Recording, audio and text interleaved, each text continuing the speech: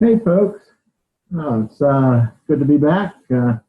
Awful lot to talk about as usual. To be honest with you, we've had a couple of 3 days have been relatively calm in markets after all the ETC stuff and then the Bitfinex hack. And I'm going to talk a little bit about each, to be honest with you. Before I get into any of that, I'm going to remind everyone about the disclaimer. You know the drill on the disclaimer if you've seen my videos. If not, go back and watch some more videos and learn a little bit about it. And I put this up more for you than for me. I just think it's real important for everyone to understand this and kind of have it burned into your head. I see a lot of guys taking some pretty big risks on these cryptocurrencies. It's just not necessary. And I'm going to hopefully explain some ways for you guys to get in here and make a little bit of money in a little safer fashion. So before I do all that, though, I just want to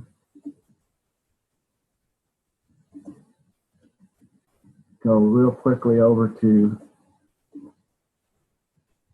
cointimes.tech. There we go. The guys at CoinTimes asked me to start blogging a little bit for them, so I've started. I put up one article. Really enjoyed doing that, hoping to keep it up. So be sure and go over to CoinTimes and read the blogs, especially mine, of course. There's some other good ones out there. CoinTimes is pretty new, but we're getting a lot of coverage, and I'm really happy to be on board with these folks. So let's just see how it goes. Looks like it's going to be fun. Now, well, let's just go over to Bitcoin. Might as well get that started.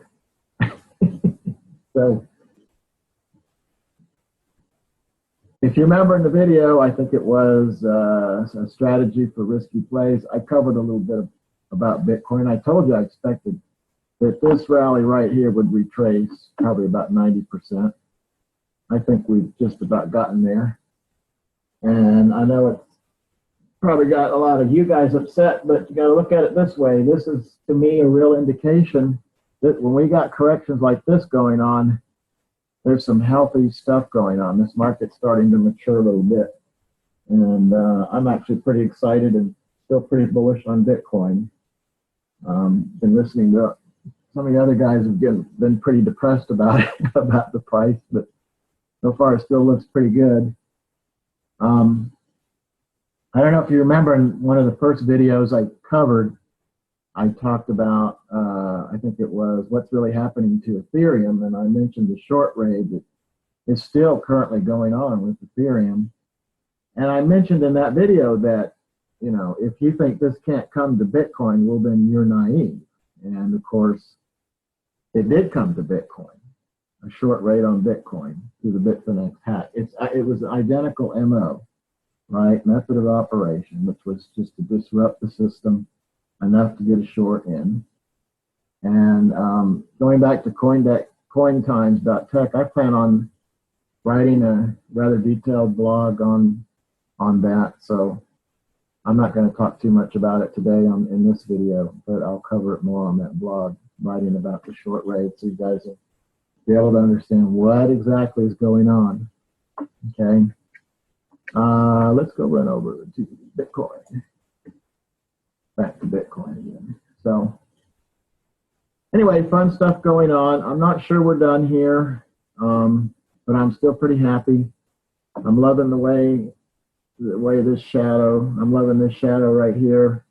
It may go down lower and try to take that out before it hits up real hard going up. But this is looking pretty good to me. We'll see. Time will tell. So far, I've been calling Bitcoin pretty good. So, but I wanted to show you guys something. So, there's the Bitfinex hack, right? Here are these three little candles going down right in here. All right, that was supposed to be the Bitfinex hack. But I made a little chart for you guys so you could see something that most people don't really think about. And I talk about this a lot, about comparing crypto to fiat. And let's just go right over to it.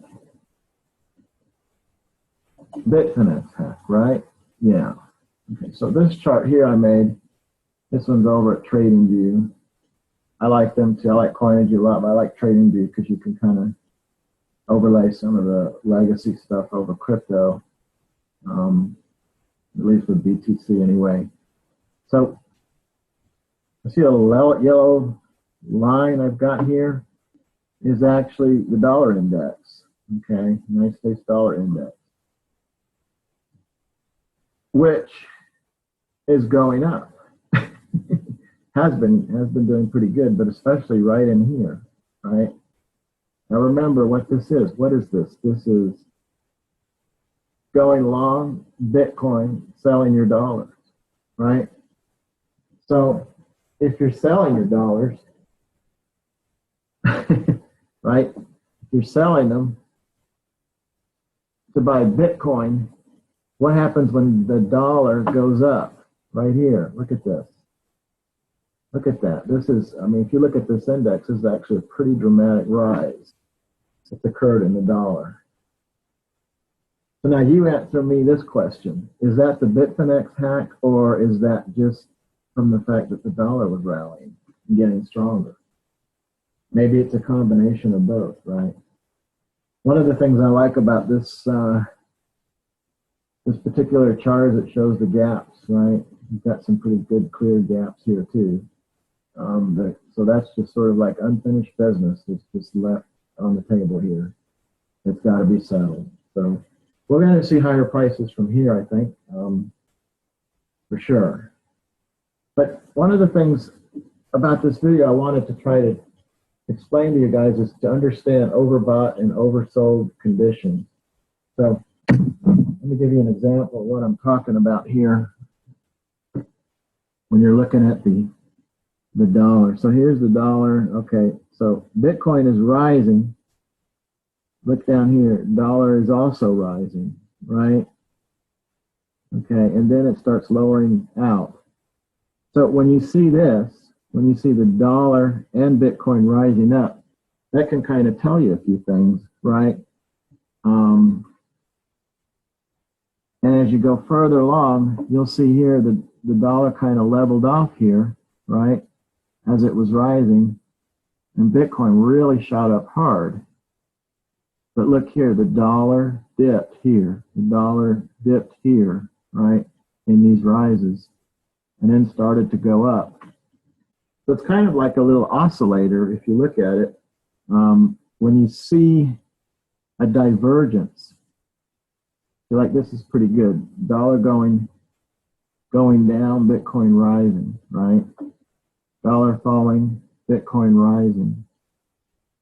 This kind of gives you a little look. You always need to take a look at these. If you're trading BTC USD, you should really just kind of have this little index in your mind, or at least look at it a few times so you can see. And you look at this heavy duty rise here, right, in the dollar. And as we're coming into that, what are we seeing up here? Just wham, right? So these are little clues for you. When that dollar starts heading up like that, you can start to see that we're in some oversold conditions. Pay attention to that. I wanted to show you something. So here's my Twitter account here. And let's just see. Here's a tweet. I think I like the tweet.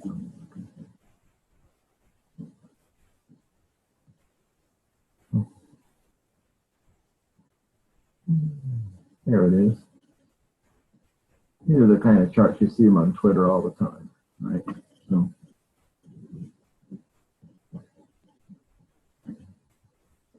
this is the Australian dollar against the United States dollar. And this is his chart. I guess we're going to have to wait for it to. Here we go. So what is all this noise? This is what bothers me about a lot of you guys who are trading. You're in here and you just got so much noise on your charts, right? I don't know, these look like Bollinger Bands to me, and these are butterflies. Looks like some wave counts here. Looks like some kind of Elliott wave deal here going on with the butterfly. Got an oversold and overbought oscillator. But you're not, what happens when you're looking at a chart like this? You're not seeing the obvious here. And I'm going to cover this a little bit more. But if you're just looking at price movements like here, this is what in candlesticks is known as a belt. It declares a trading range, right? And what you're going to see usually is that prices will go above and prices will go slightly below or right to that particular belt. It's like a symmetrical candle. I call them sim candles, okay, symmetrical candles. Just, so this is a trading range. It'll trade above and below, okay? So it's going to go, if it goes down, it's going to come back up to discount at least up to that point, up to this point on the chart. I'll show you a little bit more as we go on. Here's another one, pretty symmetrical, where the shadows are the same, right? The wicks are the same. And again, affirming the trading range. So you know you're overbought, right? And when you're up here, right? And if it's down below here, you know you'll be oversold because these are trading ranges. This is just exactly showing you all this data that he's got in here, all these Bollinger Bands and all these oversold conditions, all that data is contained inside each candle. It's already right there. You just got to know how to read them. So hopefully I'm going to show you a little bit more as we go along. I'm going to give you a little example today of sim candles, symmetrical candles, what they call the belts. And I don't remember all these names, the dojis and the morning stars and the hammers. I don't keep up with all that because I just kind of have an idea of what each candle is saying based on the fact that I studied all that stuff years ago and learned it. I'm going to show you a little bit of stuff in there that will help you keep things a little clearer. So let's go to Bitcoin again. You got some, look at that one right there. Pretty little candle right there, near symmetrical. A little bit of shadow here that's not there, right? But that was a clue, guys, that we were about to have a trading range, right? You'll see these a lot over and over again. Look at this one right here. It's going to go up and it's going to come back down. It's just, that's the range right there, okay? I'll show you some different examples as we go here. Let's look at, here's one I charted for you. And we'll go back to Bitcoin a little bit.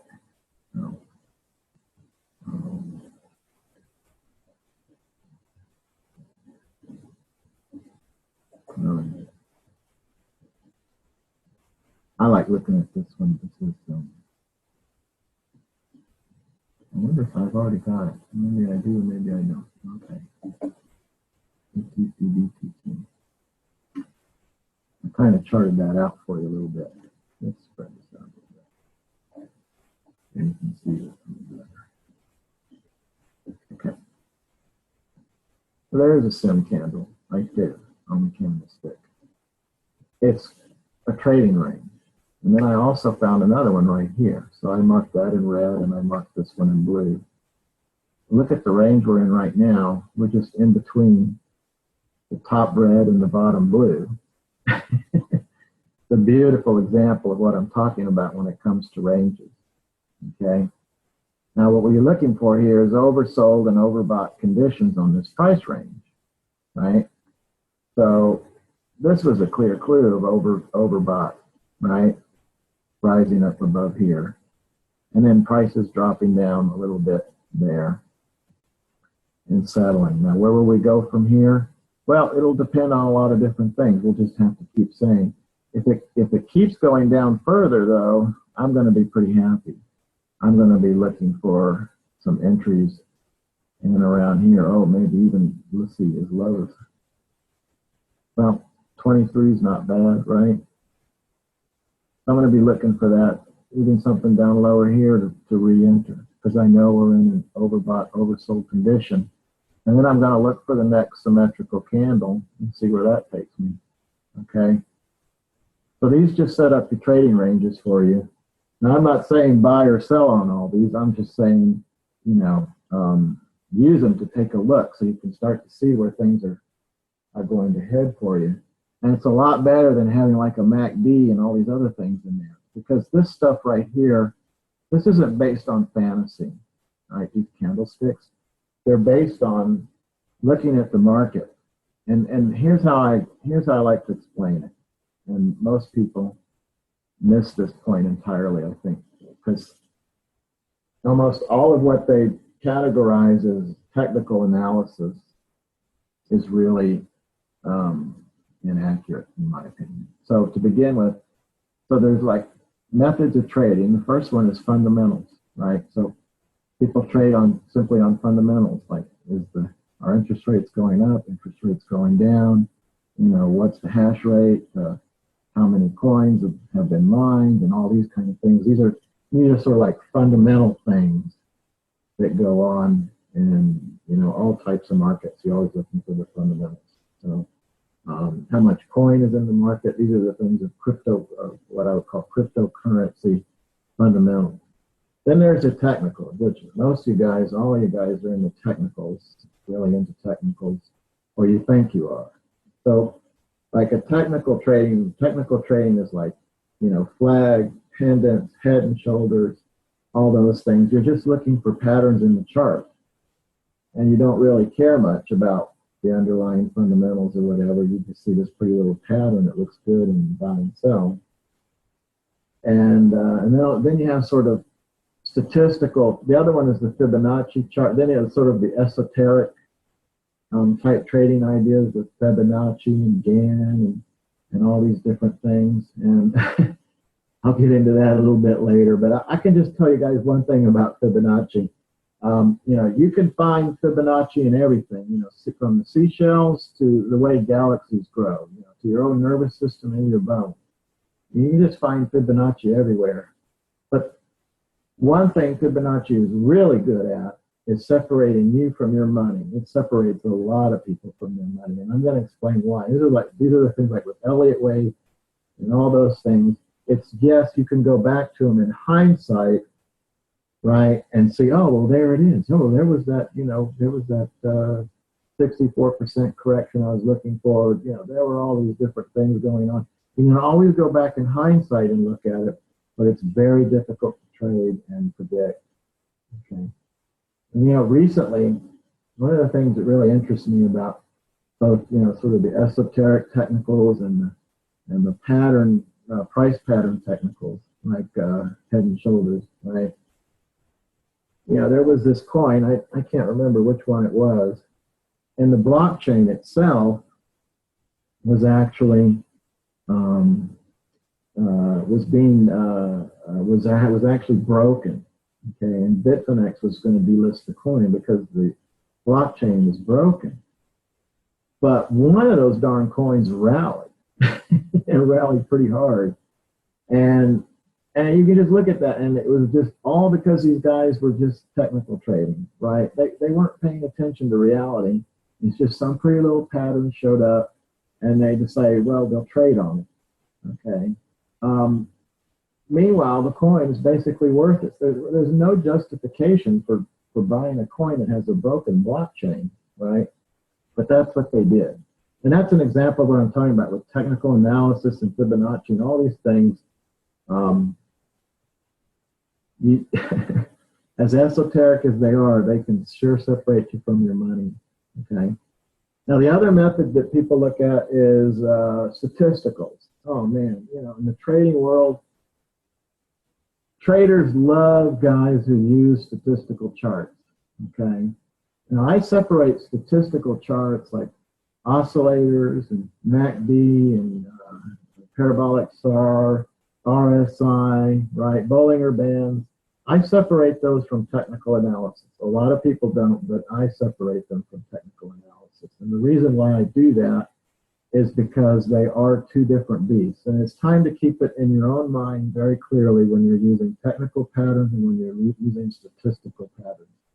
Now, for traders, people who are using statistical patterns, for traders, that's made their lives so much easier, right? I can't tell you, you just hear stories, read about stories of traders out there who just like, oh yeah, there's all the Bollinger guys. Oh yeah, here comes all the, here comes all the RSI guys. It's like they can move it because they know you're following these price patterns. They can drop the market to a certain range, right? Go hunting your stops before they dip back up. They just know what's going to shake you guys out. The savvy traders know when you're shook out because you're all running these statistical programs, right? and you get shaken out and you get stopped out and you're confused. You don't know why. And a lot of you run these at the defaults, right? Like you run your Bollinger Bands at the default parameters, right? Well, man, that's just, you and everybody else is doing that. So, they already know what the heck you're going to do, right? And it makes it much easier now because they know, like, it doesn't matter what the statistical indicator is. They just got to drop the market a certain percentage to shake you guys out and take your coin and head up. So this is why I keep telling you, you make things so complex with this over here. This over here. Let's see if I can find it. All this noise, and you're not paying attention to actual price, right? Which leads me to the sort of fourth trading method, which is one that's I'm more familiar with, which is trading by numbers. Okay, but you got to remember that patterns show up in numbers, and these type of patterns are what the candlesticks are, right? The candlesticks reveal price patterns to you based on the numbers, based on what's going on in the order book, all these things. It tells you the mindset of the market. So it's important to pay attention to it. Now, the reason why I stress overbought and oversold indicators, right, on the candlesticks is because cryptocurrency, as I told you before, there's not a lot of market makers. It doesn't have a lot of finesse. I'm going to explain that to you a little bit when I get back to ETC a little bit for you. These guys are just, I don't know, they're just not very savvy, okay, at trading. So you see these really overextended moves, okay? And if you're not able to get in there and understand and see conditions that are overbought and oversold in crypto, you're going to get badly hurt, okay? Just badly hurt. And you're going to get led around, especially by the pump and dumpers who, they just love that, right? They love to just, stick, and then it's so easy in crypto, right? Just to stick a pretty little blue candle up there, right? and lure all you technical guys in, right? And lure all you guys who are looking at not Bollinger Bands, but looking at, price patterns through technical analysis, like a Head and Shoulders or something, and and lure you in, right? And then of course what happens? They just leave you behind. I should probably do a little something on how pump and dumpers work so you can understand that process a little bit more in another video. We're not going to have time tonight. So anyway, let's get back to ETC. What we got to do here, hopefully this won't screw up too bad. I might have to get rid of some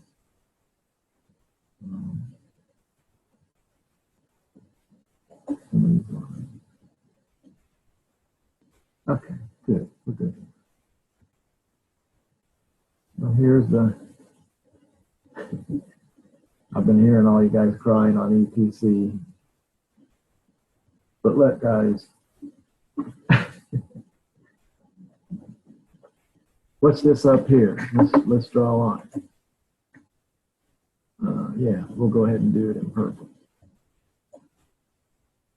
There. Let's draw our line. Here we go. It's a relatively symmetrical candle, right? Yep, you got to put it in its place. I'm done. There we go. Now we draw another line. I love these kind of candles. This is like the same way too, looking at gaps, price gaps going down. All right.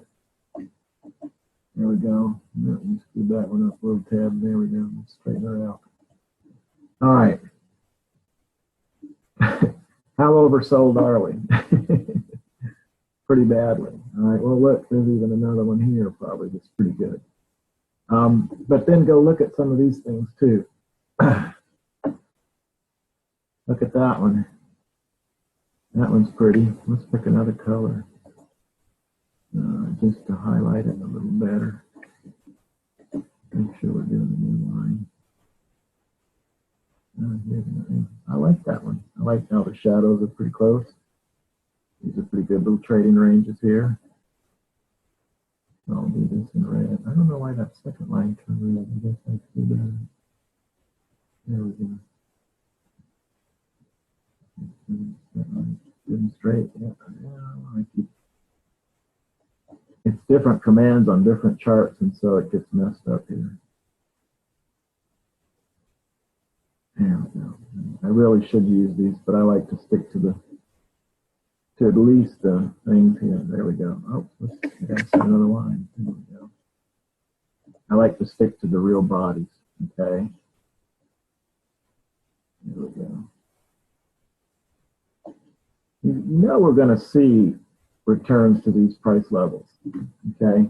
Here's another pretty one right here. They're just all over the place. So, and see, this one has a little bit of a shadow going down, but I'm going to look to see at least before it rallies off that it's going to come well into the real body of this candle.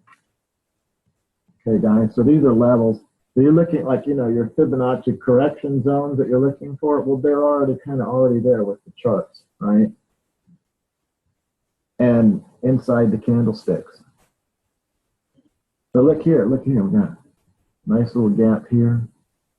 And what is this? This is what look at this little gap here, right? The gaps tell you everything too. They're called windows in candlestick trading. The eventuality that these windows are going to get closed are pretty real. I mean, look at this, okay?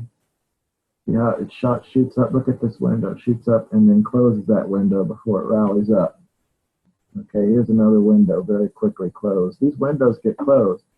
What these are just, like for instance, this is what I would call like a rage dump. The current situation in the sort of pissing contest that's going on between ETC and Ethereum. This is a rage jump where people are just leaving massive amounts of money on the table here, right? Just massive amounts of table.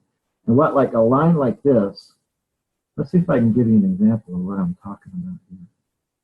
Let's go a little bit further back. Let's see if I can pick this up for you. I think it's on the 30-minute chart.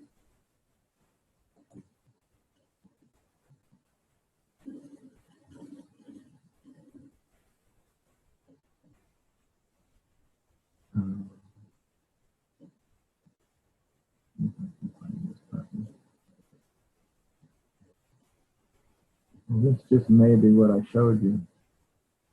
Yeah. Oh, I see, because it shows that it's on the other chart. Let's go back a little bit further. Here we go. This right here, this candle. Let's circle this puppy. We're going to brush this for you, and we're going to use a good color.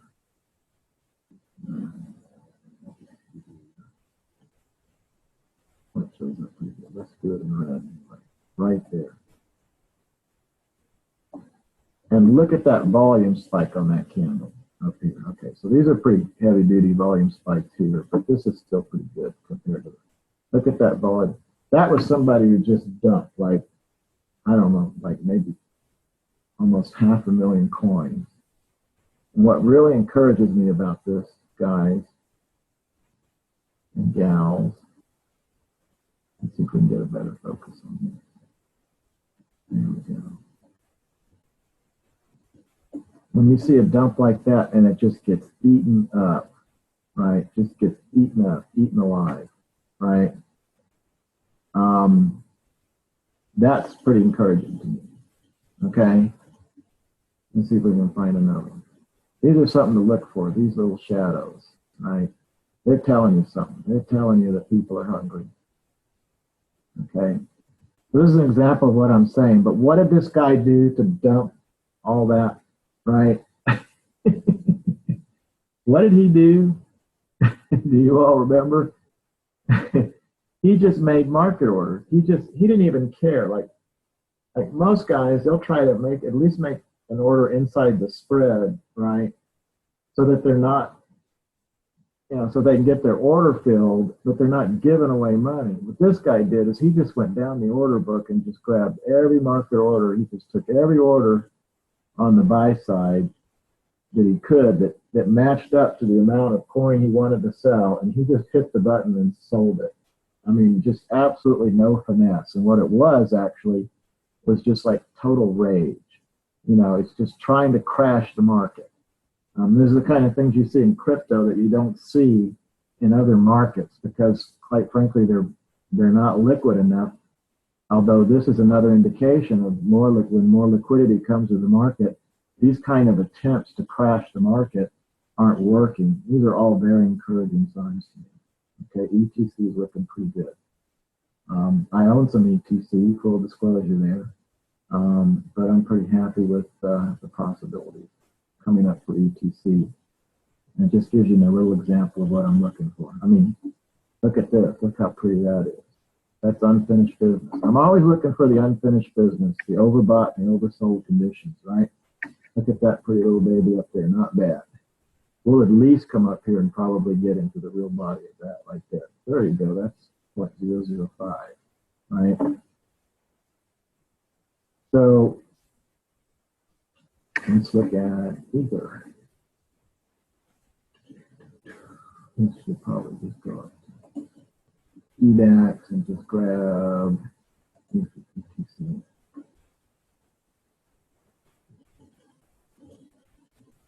So guys, look at that mess. All right.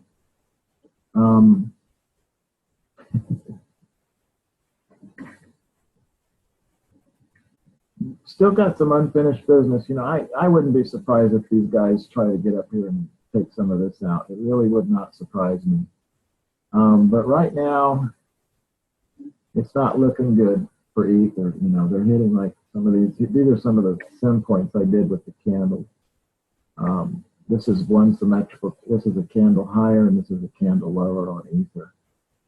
And sort of right in between that. It always kind of drifts towards the in-between with some of these things, right? So we're down below here, and if you look at, there's a lot of interesting stuff going on. I still think the tone for Ether is still like maybe it's kind of bullish. It's stuck at a range, but I think we've got some real serious correction stuff here, okay? And I really wouldn't be surprised if we start seeing prices in the 0.01 range, down in here. Let's just see if there we go. If I can use that. Yeah. Oh, there we go. Let's see if 0.01 will show up. Good, that compression is a little bit better. So, we still got, that's why I draw the lines all the way through. We've still got some issues to deal with here before we start seeing higher prices on Ethereum. Ethereum just seems to me to be in just a real mess, guys. The first video I put out, I just explained to them, that the hard fork wasn't going to be good, and it just wasn't. It was a disaster.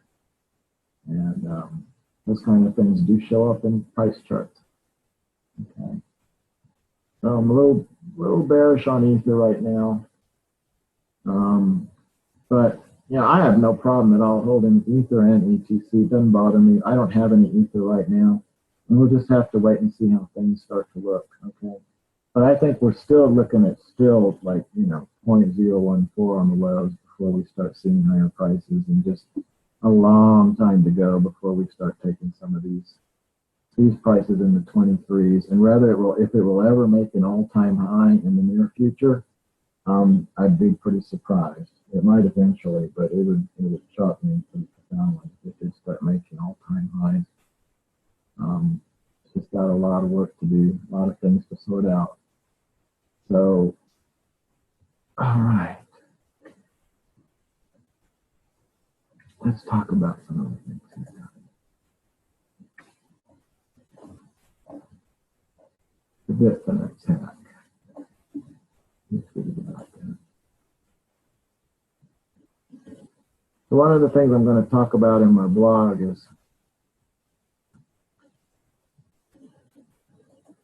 so Bitfinex ran an audit. I haven't quite figured out yet how to. There we go.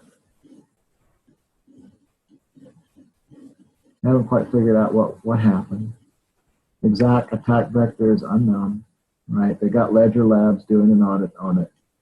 And then they've done some other things too for security. They're getting some cold storage wallets, putting coins in there. Still carrying on with this bailout. I don't know. You know, it's both encouraging and discouraging. But at the same time, you know, I really like this kind of looking for creative ways to solve these problems. I mean, we could easily all go run to the courts. I mean, why not? But I mean, the point is that the courts, I don't know if any of you have ever been through trying to do a bankruptcy through the courts, but man, it is real pain. And I really get excited when cryptocurrency starts looking for other solutions, right? Disregarding all the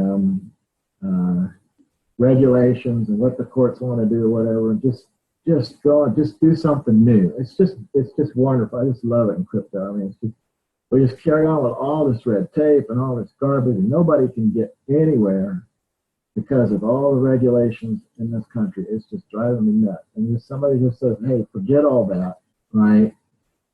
I'm going to try and pay you back, and here's how I'm going to do it," and coming up with this new token, I just love it. Now, whether it works or not, I don't know. I don't own any BFX coin, any BFX token. I never had a Bitfinex. I had a Bitfinex account, but I never traded it, you know, because it was just wonky to me. So, and I'll give you an example, like the margin trading. All right, you go in there and put your coins up for somebody else to short. Does that make sense to you? No, that's ridiculous, right? If you're trying to earn an interest rate on your coins, but you're handing them over to somebody who's going to go turn around and sell them and knock the price down, that's stupid. And yet, well, I mean, obviously lots of guys did it because Bitfinex ran a whole exchange. They did all sorts of margin trading for customers, right? They met from guys who put up their Bitcoin to short, right, to buy on margin. I mean, sure, yeah, maybe they went long on some of it, maybe they went short, but I mean, it's just crazy to me. Why would you do it? It just doesn't make any sense, right? So, but people do it. And that's the same thing. So, you know, these coins, people are going to do things. I don't know. It doesn't have to make sense anymore, I guess, these days. But when you're trading, it better make sense. Because eventually, you're going to be separated from your money real soon. So on a final note, guys,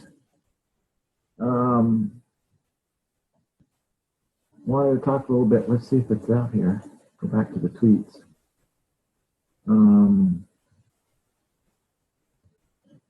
Been some good stuff out there. If you get a chance, follow me on Twitter. There I am right there. Follow me with the blog.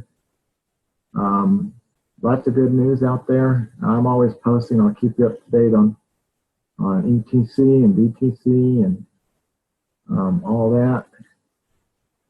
But one of the things I wanted to talk about, I guess it didn't show up today, but there was a nice little meeting. I retweeted it somewhere, but I'm not going to get to it right now. It must be further down. I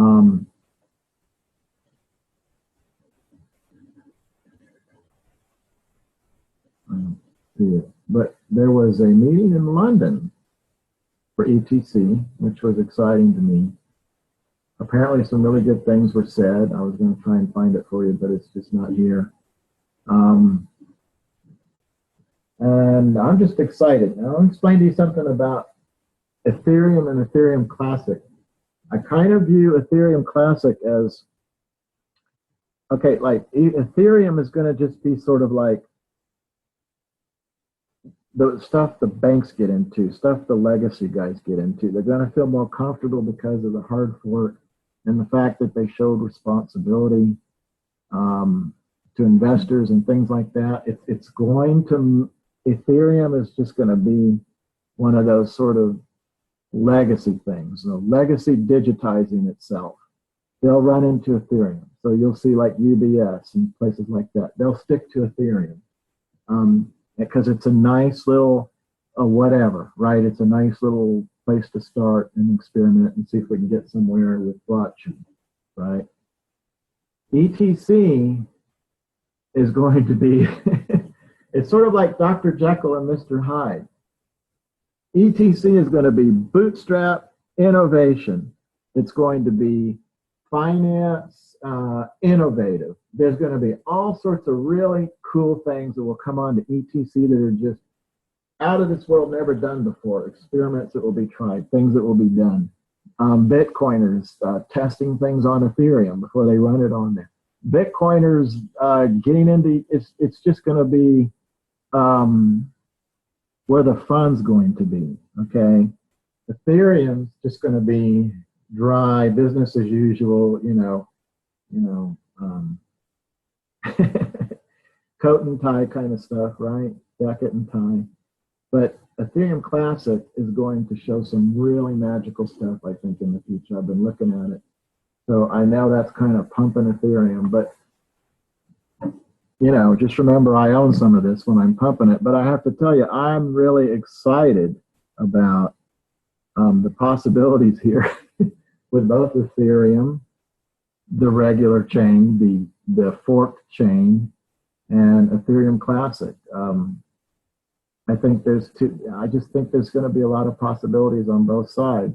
But I think what you're going to see for the most part is going to be the real innovation and the real cutting edge stuff are going to be going on in Ethereum Classic and in Bitcoin.